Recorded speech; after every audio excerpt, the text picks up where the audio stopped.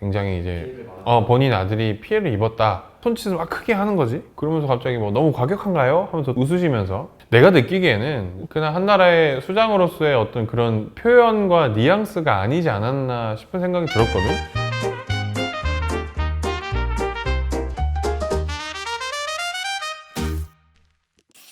안녕하십니까, 권한영양력 구독자 여러분들, 한 주 동안 잘 보내셨나요?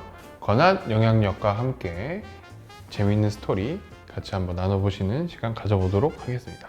이재명 대통령이 이제 취임한 지 100일이 되어가지고 기자회견 했잖아. 뭐 인상 깊게 봤던 대목이 있는지 한번 얘기해주면 좋을 것 같아. 이번에 이제 대통령이 바뀌고 나서 최근 거의 3개월 지나고 난 여러 가지 정책들을 보면 참 많은 일들이 있었거든. 굉장히 시끌벅적한 일들도 있었고, 그리고 사실 우리나라 딱 대통령이 바뀌고 난 뒤부터 지금 트럼프 2기 행정부하고 맞물려 가지고 굉장히 국제 정세로 사실 다이나믹한 시간을 많이 보낼 수 없다라고 나는 생각을 하거든. 근데 그 와중에 우리나라 지금 대통령이 어떤 일들을 했는지 한번 돌아보면서 좀 의견들을 서로 소통하면 좋을 것 같은데,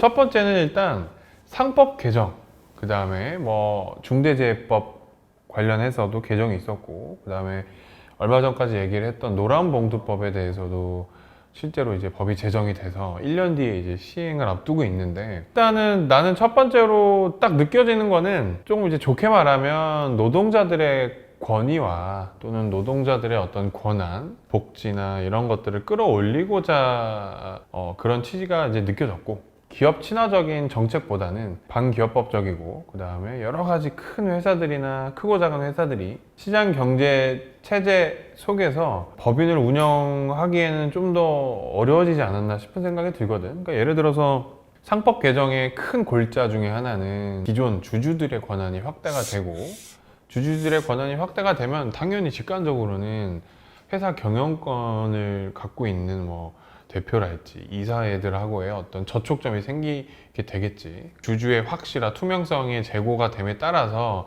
궁극적으로는 법인이 좀 더 투명성이 있게 뭐 주식 시장이나 아니면은 주주들한테 좀 더 올바른 정보가 간다라는 뭐 여러 가지 얘기들이 있을 수는 있겠지만, 사실은 나는 선택과 집중이 항상 이 논리에도 선택이 되는 게, 주주들의 권한이 확대되면 그만큼 반대급부로 축소되는 권한들이 있을 거고, 그런 것들은 기업의 이사진들이나 경영권을 갖고 있는 대표들, 여러 가지 CEO들의 기업을 운영하는 데 있어서 브레이크가 여러모로 이제 좀 걸릴 수밖에 없는 부분에서는 조금 쉽지 않지 않을까 싶어. 그러니까 기업 입장에서는.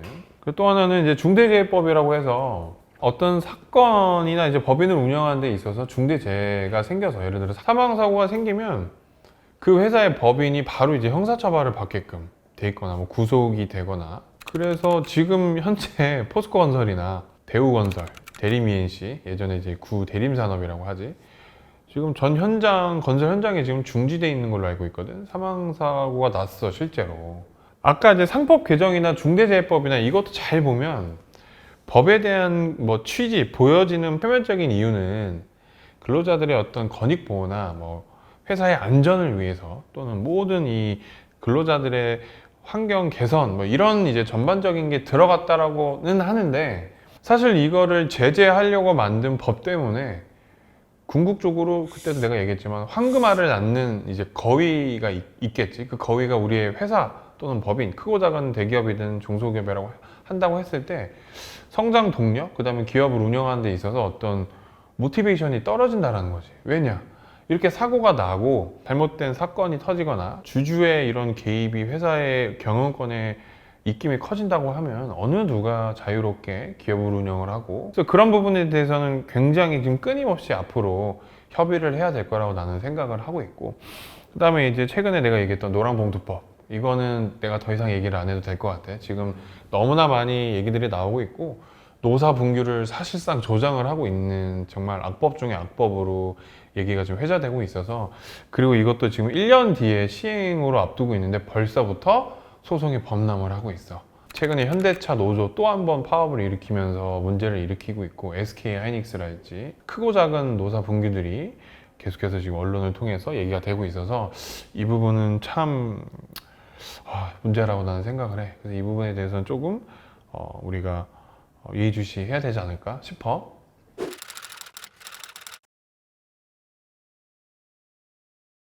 두 번째 방송법 개정에 대해서는 이것도 이제 큰 골자를 보면 결국은 공영방송의 어떤 독립이냐 아니면은 방송을 특정 이제 집단이나 이해관계가 있는 주체들이 방송 장악을 하느냐 이 큰 골자에서 나온다라고 보면 돼. 방송 3법 개정안이라고 해서 내가 이제 여기 메모를 해왔는데 방송법, 방문진법이 있고 그 다음에 EBS법이 있단 말이야. 근데 이 방송 3법은 지금 현재 집권 여당이라고 해서 더불어민주당이 중심이 돼서 추진이 됐단 말이야. 그래서 그 내용을 살펴보면 첫 번째, 이사회 확대 및 구성에 다변화가 있어. KBS, MBC, EBS의 이제 이사 수를 늘리고 국회 교섭단체나 또는 시청자위원회 그리고 노동조합, 전문단체 등 여러 추천제가 이사회를 관장할 수 있도록 제도적으로 열어둔 거야. 이렇게 제도적으로 열어둔 걸 보면 일단 표면적으로는 어떤 방송사나 특정인의 어떤 이 이합 집단의 권한이 아니라 다양한 시각을 가진 사람들의 분야에 있는 사람들이 방송사 이사회로 들어와서 다양한 의견들이 반영된 방송국이 조금 이루어지지 않을까라는 좋은 취지로 이제 법안을 낸 거지. 겉에 표면적인 이유는 그렇다 한다고 하지만 방송 3법에 대한 이 가장 큰 문제점은 뭐냐면 결국은 아까 내가 말한 이해관계인 뭐 시청자위원회랄지 그다음에 노조 또는 뭐 국회 교섭단체 근데 이런 이해관계들의 결국 연결된 네트워크는 어디냐면 현재 지금 집권 여당의 이제 더불어민주당하고도 관련될 가능성이 이제 크다라고 문제점들을 제기를 해. 그래서 오히려 정치적 독립을 위해서 만든 법안이 사실상 더불어민주당의 어떤 이익을 대변하는 채널로 지금 바뀌지 않을까 굉장히 큰 우려를 하고 있고 그 다음에 이제 여기저기 다양한 이해관계가 들어가다 보니까 의사결정에 대한 지연이 굉장히 걱정되기도 하죠. 마지막으로 방송 노조의 관여도 커지기 때문에 노조랑 같은 의견을 갖고 있는 방향으로 앞으로 방송이 조금 편향돼서 나가지 않을까 싶기도 해서 실제로 지금 방송을 보면 굉장히 이 방송은 사실 투명성, 신속성, 중립성이 나한테 제일 중요하다고 들었거든. 근데 지금 굉장히 중립적인 방송 언론은 내가 최근에 본 적이 없거든. 한쪽에 치우쳐서 굉장히 뭐 비난을 한다거나 아니면 뭐 특정 정치색을 띠면서 계속 일방적으로 얘기를 한 지가 지금 내가 알기로 꽤 된 걸로 알고 있어. 그래서 참 그런 부분은 이제 우리가 국민들이 방송을 통해서 또는 SNS나 또는 인터넷 특별 포털 사이트에 있는 뉴스를 보고 판단을 하는데 굉장히 나는 좋지 않은 영향들을 우리가 현재 받고 있다고 생각을 하기 때문에 그 부분은 좀 큰 문제가 될 것 같기도 하고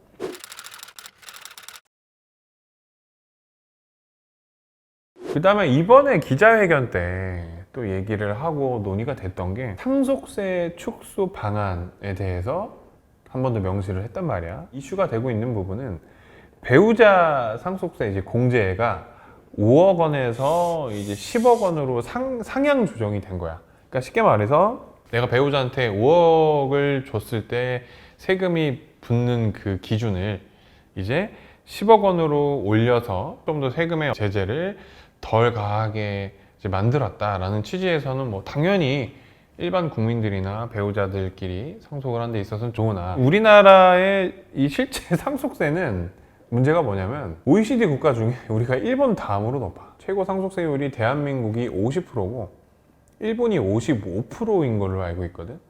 그러니까 굉장히 대한민국은 서방 국가 대비 상속세 자체가 굉장히 높게 책정이 돼 있단 말이야. 근데 사실상 배우자끼리 상속을 하고 그거에 대한 공제가 큰 의미가 없는 게 여러분들 이거 꼭 아셔야 되는 게 결국은 배우자는 같이 나이가 들어가고 있고 배우자 한 분이 먼저 이제 돌아가신다고 하면 남은 배우자가 보통은 비슷한 또래이거나 나이 차이가 나도 그지? 결국은 또 그 다른 배우자가 사망을 하고 나면 그 재산은 자녀 세대로 상속이 된단 말이야.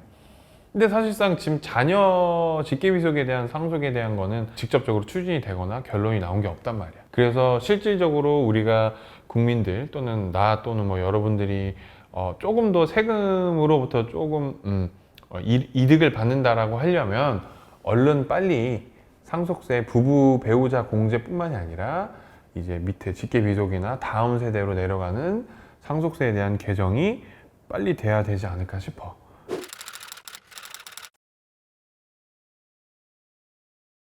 기자회견 정책 이야기를 지금 좀 해줬는데 유튜브 클립들, 쇼츠들 나도 되게 많이 봤거든.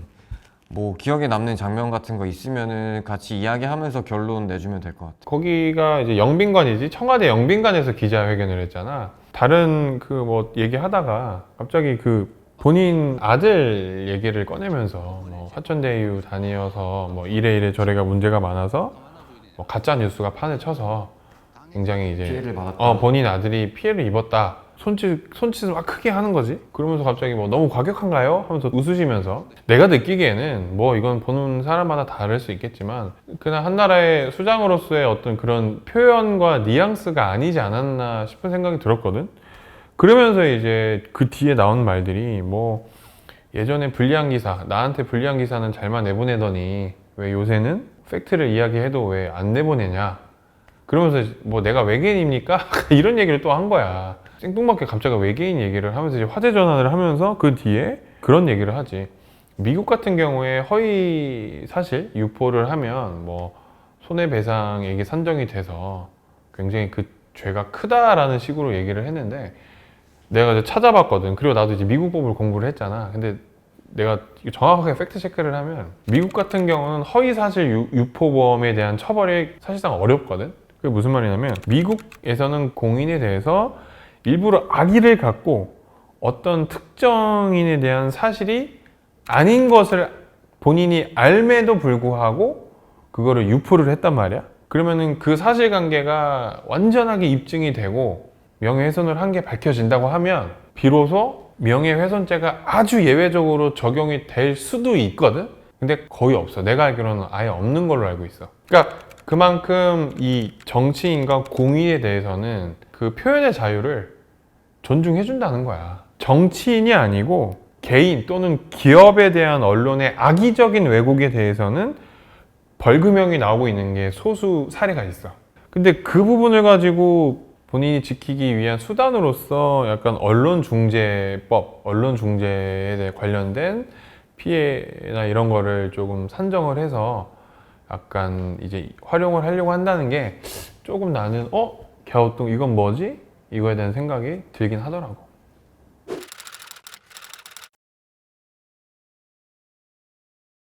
취임한 지 100일이 되었고 뭐 이런 정책들도 있었고 뭐 다소 실망스러운 언행도 있었고 한데 앞으로의 어떤 바램 같은 것들 한번 이야기하면서 마무리하면 될 것 같아요.